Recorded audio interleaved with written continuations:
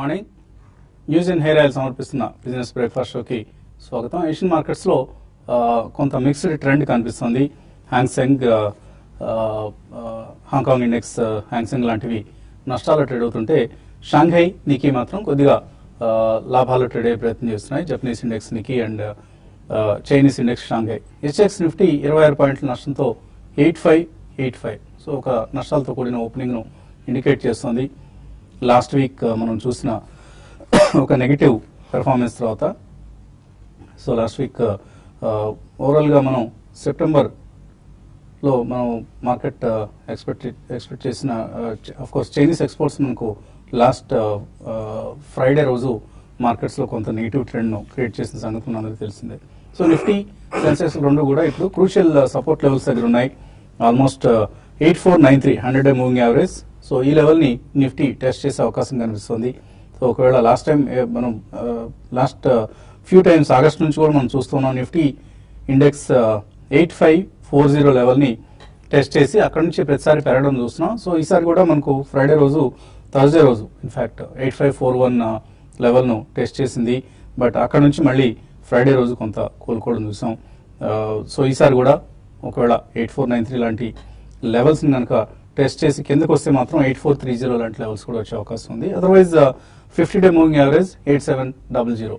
So ఆ level దగ్గర నిఫ్టీకి కొంత రెసిస్టెన్స్ వస్తుంది. సో మేబీ 8500, 8700 రేంజ్లో నిఫ్టీ కదలాడే అవకాశాలు ఎక్కువగా మనకు కనిపిస్తూ ఉన్నాయి.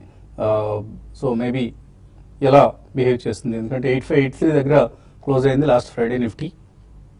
బట్ స్టాక్ స్పెసిఫిక్ యాక్షన్ మాత్రం కొనసాగుతూ వస్తుంది. చాలా స్టాక్స్ మనం న్యూ హైస్ని 52 వీక్ హైస్ని క్రియేట్ చేయడం చూస్తున్నాం. ఫర్ ఇన్స్టెన్స్ రామ్కో సిమెంట్స్ లాంటి స్టాక్ 98% పెరిగింది. అలాగే రామ్కో ఇండస్ట్రీస్ 74% ఈ లాస్ట్ 1 yearలో పెరగడం చూస్తున్నాం. అండ్ 20% ఫ్రైడే ఒక రోజులోనే రామ్కో ఇండస్ట్రీస్ వెళ్ళడం చూసాం. అంతకుముందు మనం రాణి గ్రూప్ సంబంధించిన స్టాక్స్లో ఇదే ట్రెండ్ చూసాం. ఇప్పుడు రామ్కో, అలాగే of course DHFL, Dewan housing finance, అలాగే ఎల్ఎన్టీ ఫైనాన్స్ చాలా చాలా స్ట్రాంగ్గా చార్ట్స్ పరంగా కనిపిస్తున్న స్టాక్ ఇది. లాస్ట్ ఫ్రైడే కూడా స్ట్రాంగ్గా క్లోజ్ అయింది. అట్లాస్ సైకిల్స్, పెట్రోనెట్ ఎల్ఎన్జీ, ఇటువంటి స్టాక్స్ అన్ని కూడా చాలా స్ట్రాంగ్గా ఉన్నాయి. అయితే ప్రాఫిట్ టేకింగ్ మాత్రం మనకు టైర్ స్టాక్స్లో కనిపిస్తుంది, అలాగే షుగర్ స్టాక్స్లో కనిపిస్తుంది. సో ఇటువంటి కౌంటర్స్లో మనకు కొంత ప్రాఫిట్ బుకింగ్ నష్టాలు కూడా చూస్తూ ఉన్నాం. సో మనకు మోస్ట్ ఆఫ్ ది యాక్షన్ అంతా కూడా స్టాక్ స్పెసిఫిక్గా కొనసాగుతున్న సమయం ఇది. మిడ్ అండ్ స్మాల్ క్యాప్స్లోనే మనం ఎక్కువ మూవ్మెంట్స్ చూస్తూ వస్తున్నాం. ప్రస్తుతానికి మనకు స్థూలంగా కనిపిస్తున్న ట్రెండ్ ఇది.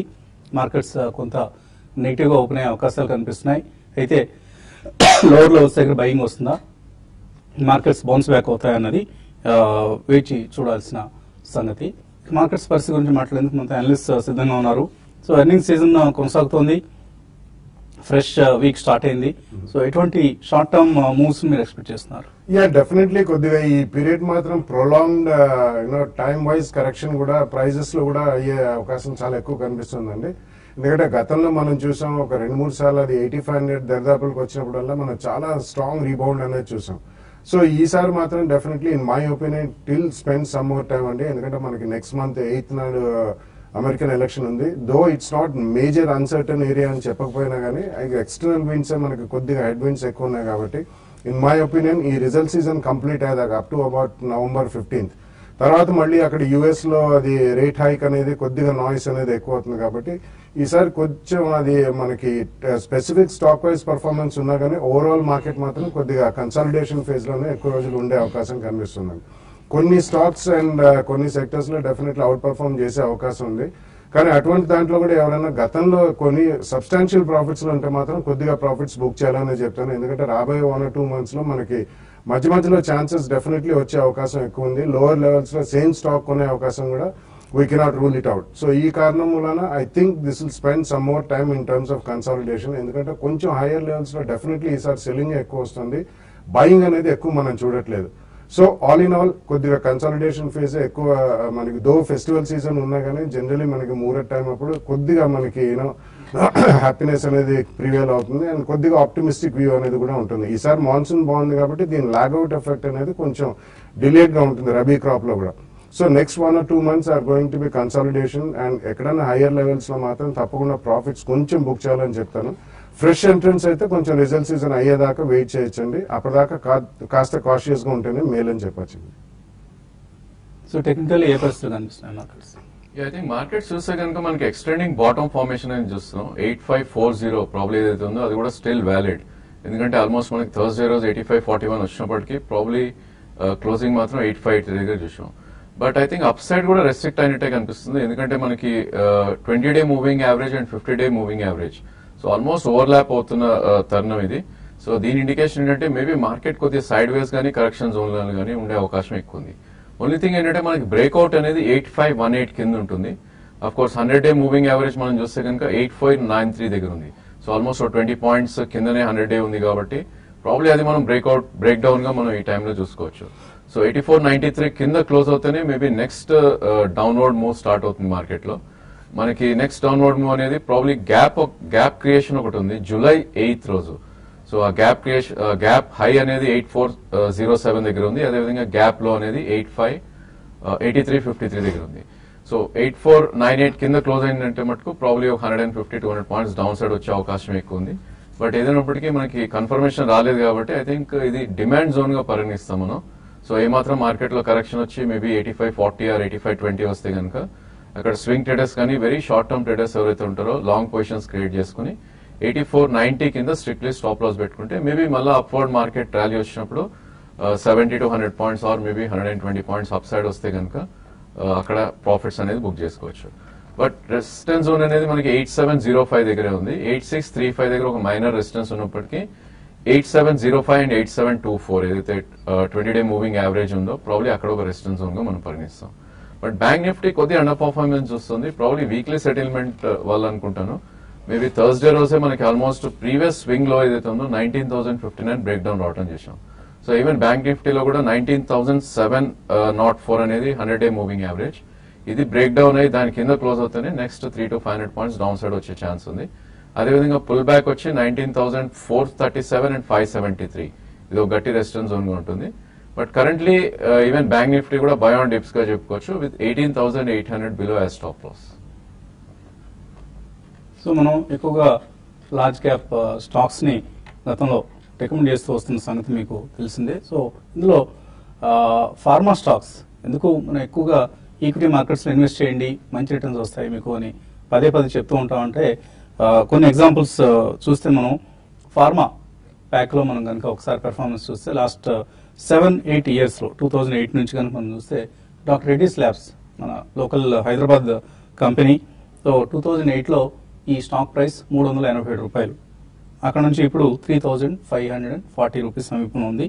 సో 10,000 రూపాయలు ఎవరైనా 2008లో ఇన్వెస్ట్ చేస్తుంటే డాక్టర్ రెడ్డిస్ ల్యాబ్ స్టాక్ లో ఇవాళ 91,677 రూపీస్ అయింది. అంటే 9 times లాస్ట్ 7 years లో రిటర్న్ ఇచ్చింది.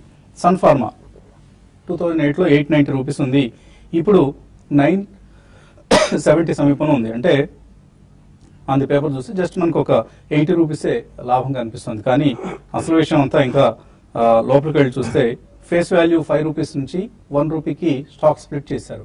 అలాగే ఒక బోనస్ ఇచ్చారు 2013లో 1:1 బోనస్ ఇచ్చింది సన్ ఫార్మా. సో ఈ రెండింటిని కనుక మనం కలిపి చూస్తే అప్పుడు 890 ఇప్పుడు 972 అన్న విషయాన్ని పక్కన పెట్టి మనం పరిచి లోతుగా చూస్తే 10,000 రూపాయలు 2008లో ఇన్వెస్ట్ చేసిన వాళ్ళకి ఇవాళ 1,09,000 రూపాయలు అయింది ఆ ఇన్వెస్ట్మెంట్. అంటే 7 years లో 11 times రిటర్న్ ఇచ్చింది సన్ ఫార్మా. సేమ్ థింగ్ లూపిన్ కూడా ఇది కూడా 10 రూపాయల ఫేస్ వాల్యూని 2 రూపాయలకి స్టాక్ స్ప్లిట్ చేశారు. 430 రూపాయలు 2008లో ఉంటే current market price 1,830 rupees. So 21 times 7 years లో రిటర్న్ ఇచ్చింది. సో లార్జ్ క్యాప్స్ ఇలా అనుకుంటే ఇంకా మిడ్ క్యాప్స్ లో ఇంకా ఎక్కువ యాక్షన్ ఉంది. Torrent pharma for instance 7 years లో 21 times రిటర్న్ ఇచ్చింది. అలాగే గ్రాన్యూల్స్ ఇండియా మనం ఈ మధ్య గ్రాన్యూల్స్ జోలికి వెళ్ళొద్దని చెప్తూ వస్తున్నాం, కానీ కొద్దిగా పాజిటివ్ న్యూస్ ఇప్పుడిప్పుడే చూస్తున్నాం మనం. దీనికి కూడా యూఎస్ FDA ఇన్స్పెక్షన్ సక్సెస్ఫుల్ గా కంప్లీట్ అయింది. ఐబుప్రోఫెన్ న్యూస్ ఉంది. సో ఇవన్నీ ఉన్న నేపథ్యంలో లాస్ట్ 7 years లో 30 times రిటర్న్ ఇచ్చింది. జస్ట్ 28 రూపాయలు ఉండేది గ్రాన్యూల్స్ 2008లో. అప్పుడు just market cap 57 crores. Now stock split ఇవన్నీ కంప్లీట్ అయ్యాయి. కంప్లీట్ అయిన తర్వాత 10,000 రూపాయలు 2008లో ఇన్వెస్ట్ చేసిన వాళ్ళకి ఆల్మోస్ట్ 3 లక్షల రూపాయలు అయింది. So 30 times return in granules India in the last 7 years. Natco pharma last 7 years లో 58 times రిటర్న్ ఇచ్చింది. Aurobindo pharma 7 yearsలో 67 times. And Ajanta pharma astounding 240 times return ఇచ్చింది లాస్ట్ 7 yearsలో. సో ఇటువంటి రిటర్న్స్ ఓన్లీ మనకు ఈక్విటీ మార్కెట్స్లో మాత్రమే సాధ్యం. ఇంకే మార్కెట్స్లో కూడా ఇటువంటి రిటర్న్స్ రావు. సో అందరూ దయచేసి TV5ని ఇప్పటి నుంచి చూడటం ప్రారంభించిన వాళ్ళు కూడా దయచేసి ఈక్విటీ మార్కెట్స్లో మీ ఇన్వెస్ట్మెంట్స్ని కంటిన్యూ చేయండి. మల్టీ బ్యాగర్ రిటర్న్స్ సంపాదించుకునే మార్కెట్ ఇది. ప్రకాష్ హైదరాబాద్ నుంచి కాలర్ లైన్లో ఉన్నారు. హలో హలో, అడగండి ప్రకాష్. ఈ కోల్పాల్ 935 కి బై చేశాను. సో ఇప్పుడు సెల్ చేయాలా లేకపోతే లాంగ్ టర్మ్ కి ఉంచుకోవాలా సార్ చెప్పండి. ఓకే అండి. ఐ థింక్ FMCG స్పేస్ కొద్దిగా అండర్ పర్ఫార్మ్ చేస్తున్న టైం అండి. ప్రాబ్లీ ఇలాంటి స్టాక్స్ ఐ థింక్ ఇలాంటి టైంలో డిప్స్ వచ్చినప్పుడు కొనటం I think it's a good idea. Maybe 1 to 2 years మీకు వ్యూ ఉంటే probably I think you can add more అండి. సో ప్రీవియస్ స్వింగ్ లో ఏదైతే ఉందో 854, 920 కరెంట్ మార్కెట్ ప్రైస్ ఉంది. సో దీని 200-day మూవింగ్ యావరేజ్ కూడా అరౌండ్ 895 దగ్గర ఉంది. సో ప్రాబ్లీ మార్కెట్ ఇంకొద్ది కరెక్ట్ అయ్యి 895 నుంచి 850 వస్తే కనుక ఫర్దర్ గా మీరు యాడ్ చేయొచ్చు. బట్ ఓన్లీ థింగ్ ఏంటంటే మీకు 1 year వ్యూ ఉండాలి. ప్రాబ్లీ 1 to 1.5 year వ్యూ ఉంటే కనుక మీకు ఆల్ టైమ్ హై ఏదైతే ఉందో 1099 దాటి మేబీ 1150 దాకా వెళ్ళే అవకాశం ఎక్కువ ఉంది. తర్వాత కాలర్ గుంటూరు నుంచి వెంకటరెడ్డి. హలో, అడగండి Venkatareddy. Sir. Hello, good morning. Good morning. అడగండి. మాది నేను I invest 5,000 rupees every week in IDFC Bank last 1 year. My decision is wrong or correct? దాదాపు 1.5 year నుంచి నేను IDFC బ్యాంక్ లో ఇన్వెస్ట్ చేస్తున్నానండి. ప్రతి వీక్ శుక్రవారం రోజు 5,000 ఇన్వెస్ట్ చేస్తున్నాను. 5,000కి ఎన్ని షేర్లు వస్తే అన్ని షేర్లు కొంటున్నాను. దాదాపు ఇప్పుడు 6,000 షేర్లు దాకా అయ్యాయండి IDFC బ్యాంక్. నా యావరేజ్ వచ్చేసి 64 rupees. ఎందుకు మీరు ఐడిఎఫ్సి బ్యాంక్ సెలెక్ట్ చేస్తున్నారు? అది స్టార్టింగ్ లో ఉంది సార్, బాగా గ్రోత్ ఉండిద్దని నేను అట్లా సెలెక్ట్ చేసుకున్నాను సార్. అది లాంగ్ టర్మ్ 5 to 6 years అట్లా చేద్దాం అనుకుంటున్నాను. ఓకే, ఒక 5-6 సంవత్సరాలు ఇన్వెస్ట్ చేస్తారట. ఐడిఎఫ్సి బ్యాంక్ మీద ఆయన ఆశలు పెట్టుకున్నారు. మంచిదేనా ఇది? It's not a bad idea అండి. బట్ వీక్లీ అనేది ఐ డోంట్ థింక్ ఇట్స్ కొద్దిగా మీరు మంత్లీ SIP చేయండి. ఎందుకంటే ఈక్విటీ పరంగా ఇది చాలా పెద్ద ఈక్విటీ అండి. ఉన్న recently spun off new private sector bank ఇది. IDFC అండ్ IDFC బ్యాంక్ రెండు సెపరేట్ అని. Though your idea is good, but weekly కాకుండా మీరు మంత్లీ ఒకసారి చేసి ఎక్కడైనా షార్ప్ డిప్స్ వస్తే మాత్రం తప్పకుండా కొంచెం అడిషనల్ మనీ పెట్టుకోనండి. అలాగే ఇటువంటి వాటిలో మీకు యావరేజ్ రేట్ ఎప్పటికప్పుడు క్యాల్కులేట్ చేసుకుంటుండండి. ఎక్కడైనా మీకు సబ్స్టాన్షియల్ గెయిన్స్ అంటే 10-15% గెయిన్స్ ఎక్కడైనా స్పర్ట్స్ వస్తే మాత్రం కొద్దిగా ప్రాఫిట్స్ బుక్ చేయండి. ఈక్విటీ పెద్దది కాబట్టి ఇటువంటి ఓవరాల్ మార్కెట్ వీక్ అయినప్పుడు కొద్దిగా లోవర్ లెవెల్లో దొరికే అవకాశం కూడా ఉంది. మొత్తం క్వాంటిటీ కాకపోయినా కొద్దిగా క్వాంటిటీ మాత్రం బుక్ చేసి వేరే దాన్ని మాత్రం యావరేజ్ కాస్ట్ తగ్గించుకోవడానికి ప్రయత్నించండి. It's decent idea, you can continue. ఇంకా మరిన్ని కాల్స్ అలాగే మెయిల్స్ తీసుకునే ముందు కాసేపు ప్రకటనలు.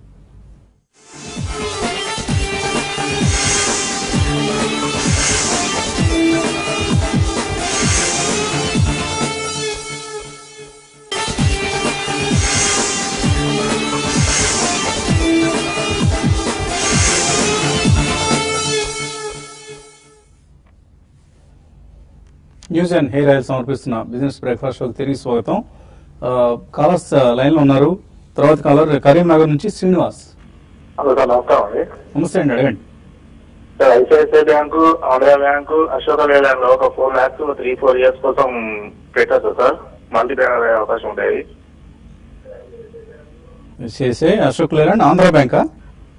Andhra bank and ICICI bank. Okay. I think మూడు కూడా మీరు అడిగిన స్టాక్స్ ఆల్మోస్ట్ వీక్లీ చాలా వీక్ గా ట్రేడ్ అవుతున్న స్టాక్స్ అడుగుతున్నారండి. ప్రాబ్లీ 3-4 years అయితే there are better opportunities. Maybe I think consumable finance space లో మేబీ క్యాపిటల్ ఫస్ట్ మీరు తీసుకోవచ్చు. I think ICICI maybe Andhra bank అన్న బెటర్ రిటర్న్స్ ఇచ్చే అవకాశం ఉంది. అలానే మీరు ప్రాబ్లీ ఆటో స్పేస్ లోనే ఉండాలి అనుకుంటే అశోక్ లేలాండ్ బదులు maybe Tata Motors will give out performance ఈసారి అనిపిస్తుంది. ప్రాబ్లీ అది ఎప్పుడైతే లైఫ్ టైం హై దాటుతుందో అక్కడి నుంచి 30-40% పెరిగే అవకాశం ఉంది. సో ఈ మూడు అండర్ పర్ఫార్మ్ చేస్తున్నాయి కాబట్టి అవాయిడ్ చేయమని చెప్తాను. ప్రాబ్లీ మీకు వేరే అదే సెక్టర్ లో ఇంట్రెస్ట్ ఉంటే హౌసింగ్ ఫైనాన్స్ లో దివాన్ హౌసింగ్, అదేవిధంగా capital first and Tata Motors I think you can buy. తర్వాత నల్గొండ నుంచి ప్రదీప్. హలో ప్రదీప్. హలో, అడగండి Pradeep. Hello hello, good morning అండి. మార్నింగ్, అడగండి. Sir, hello. ఓకే, ఆయనకి మన కాల్ సరిగా వినపట్లేదు. తర్వాత ఒక మెయిల్స్ కూడా కొన్ని తీసుకున్నాం మనం. టెలిఫోన్ లైన్లో ఇబ్బందిగా ఉన్నట్లుగా ఉంది. దేవి అన్న పేరుతో వచ్చింది ఇది. ఆదాయం ప్రస్తుతం 2,50,000 రూపాయల లోపు ఉంది. లాస్ట్ 9 monthsలో కొన్న షేర్లో 26,500 లాభం వచ్చింది. సో ఆ షేర్స్ ఇప్పుడు ఆ లాభం బుక్ చేస్తే ట్యాక్స్ కట్టాల్సి వస్తుందా? యా డెఫినెట్గా అండి. ఎందుకంటే this has nothing to do with your income అండి. అది మీరు total income bracket income slab separate గా ట్రీట్ చేస్తారు. ఇది completely short term capital gains, అంటే మీకు లాస్ట్ 10 months అట్లా అంటున్నారు కాబట్టి షార్ట్ టర్మ్ క్యాపిటల్ గెయిన్స్ కింద 15% you're subject to taxation. So you have a different view. Yeah. Actually, I think 2.5 lakhs taxation వరకు I think they can అది avoid చేయొచ్చండి. ఎందుకంటే up to 2.5 lakhs taxable free income. I think మీకు revenues only capital gains ఉంటే definitely I think you can claim అనుకుంటున్నాను నేను basically. So up to 2.5 lakhs definitely tax లేదు. It can be speculative profit or short term gain. So above 2.5 lakhs అనేది probably I think this will come into force. So 2.5 lakhs below I don't think capital gain, I mean any tax is to be paid. Okay.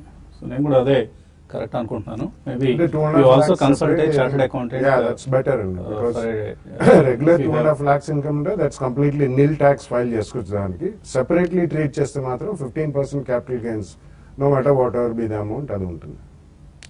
So mostly మీరు tax కట్టాల్సిన అవసరం లేదు. మరొకసారి ఈ chartered అకౌంటెంట్తో కూడా నిర్ధారించుకునే ప్రయత్నం చేయండి. తర్వాత కాలర్ లైన్ ఉన్నారు Shivayya. Hello sir, good morning sir. Morning అండి, అడగండి శివయ్య. సార్ రైల్వే స్టాక్స్ తీసుకున్నాను సార్. స్టోన్ ఇండియా, సిమ్కో, టెక్స్మాకో రైలు. అవి రైల్వే బడ్జెట్ కు ముందర బాగా పెరుగుతాయి సార్. మరి ఈసారి ఎలా ఉంటుందో బడ్జెట్ వచ్చే జనరల్ బడ్జెట్ లో కలిపే సార్ ఇప్పుడు చెప్తారు సార్. స్టోన్ ఇండియా, సిమ్కో, టెక్స్మాకో రైలు. ఓకే, అంటే ఏంటి మళ్ళీ మీరు జనవరిలో అమ్మేస్తారా? జనవరి 31న కూడా బడ్జెట్ కు ముందు 3-4 days ముందు అమ్మేస్తాను సార్. బా, ఇంత తెలివైన ఆలోచన చేస్తున్నారండి మీరు, అంతేనా? అవును సార్, అవును సార్. చాలా తెలివైన ఆలోచన చేస్తున్నారు. సో ఆయన ఆలోచన ఫలించే అవకాశం కనిపిస్తుంది. ఐ థింక్ బడ్జెట్ ముందు గ్యారంటీగా పెరుగుతుందంటే మీరే కాదండి, మొత్తం దేశంలో అందరు ఇన్వెస్టర్స్ తీసుకుంటారు అది. I don't think it will happen like that. I think there are more forces మనకన్నా చాలా ఎక్కువ ఆలోచించే వాళ్ళు పైన ఉన్నారు. I think who are sitting with huge amount of money. So అలా డెఫినెట్లీ ఉండదు. ప్రాబ్లీ మీకు బడ్జెట్ ముందే అప్ ట్రెండ్ వస్తే కనుక ఈ స్టాక్స్ లో మీరు ఎగ్జిట్ అయిపోవచ్చు. ఓన్లీ బడ్జెట్ ఈవెంట్ కోసం అనేది I don't think it's worth అండి. అదేవిధంగా చాలా stocks I think new highs రావడం చూస్తున్నాం మనం ఈ స్టేజ్ లో. సో నేను అనుకోవడం ఏంటంటే there are better stocks than this railway space కన్నా చాలా మంచి స్టాక్స్ ఉన్నాయి. మేబీ ఆటోమొబైల్ లో లేకపోతే కన్జ్యూమర్ లో. ఐ థింక్ వాటిల్లో చేజ్ చేస్తే ప్రాబ్లీ మనకి ఎక్కువ రిటర్న్స్ వచ్చే అవకాశం ఎక్కువ ఉంది.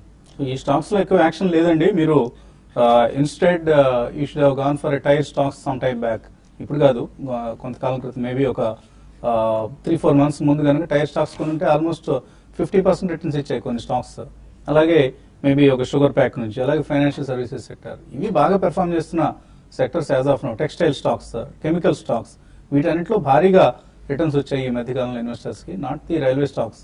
రైల్వేస్ లో హైప్ ఎక్కువను, విషయం తక్కువగా కనిపిస్తుంటుంది మనకి. బడ్జెట్ లో రకరకాల విషయాలు ఎప్పటికప్పుడు అనౌన్స్ చేస్తూ ఉంటారు, వాటిని ఇంప్లిమెంట్ చేయడం అనేది చాలా తక్కువగా చూస్తూ ఉంటాం. సో ఇవన్నీ రైల్వే స్టాక్స్ సంబంధించిన నెగిటివ్ అంశాలు. ఆఫ్ కోర్స్ లాంగ్ టర్మ్ లో it's also one of the themes. Railway stocks లో కూడా మేబీ లాభాలు ఉండొచ్చు. బట్ మీరు ఇలా షార్ట్ టర్మ్ వ్యూతో మాత్రం డెఫినెట్ గా ఇందులో ఎంటర్ అయ్యే ప్రయత్నం చేయొద్దు. కాకినాడ నుంచి సాయిబాబా. హలో, అడగండి సాయిబాబా. నమస్కారం సార్, వసంత్ గారు. నమస్తే అండి, అడగండి.